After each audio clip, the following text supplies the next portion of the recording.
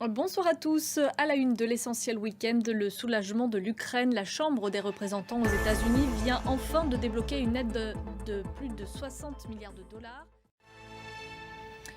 On ouvre donc ce journal avec ce vote qui était tant attendu à la Chambre des représentants aux États-Unis. C'est désormais acté. 95 milliards de dollars viennent d'être débloqués après des mois de tergiversation. En Turquie, le président Recep Tayyip Erdogan a reçu ce samedi à Istanbul le chef du Hamas, Ismaël Haniyeh. Sur le terrain, justement, la guerre d'Israël contre le Hamas ne connaît pas de répit. 9 personnes d'une même famille, dont 6 enfants, ont été tuées ce samedi à Rafah. Il y a eu également des victimes en Cisjordanie occupée. Laura Cambo. Un drame survenu vendredi en Centrafrique. Au moins 58 personnes sont mortes et d'autres sont toujours portées disparues dans le naufrage d'une péniche surchargée. En Équateur, un nouvel épisode de violence. Un maire a été assassiné et un autre également dans la semaine. Ces assassinats interviennent alors qu'un référendum se tiendra ce dimanche.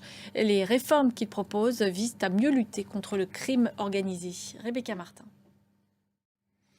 Une image à présent en provenance de Géorgie. Nouvelle mobilisation de la jeunesse ce soir dans les rues de Tbilissi. En Italie, le coup d'envoi de la 60e Biennale de Venise, un rendez-vous incontournable de l'art contemporain. On reste en Italie avec cette question qui concerne la célèbre fontaine de Trévi à Rome. Que deviennent les pièces jetées dans la fontaine par les touristes pour se porter chance? On ne parle pas d'une petite somme puisque 1,4 million d'euros ont été récupérés l'an dernier. Alors à quoi servent-ils? La réponse avec Florence Crémont. Et on termine avec un mot de sport et ce nouveau record pour le perchiste suédois Armand Duplantis. Fin de ce journal, merci de votre attention. L'information continue sur France 24.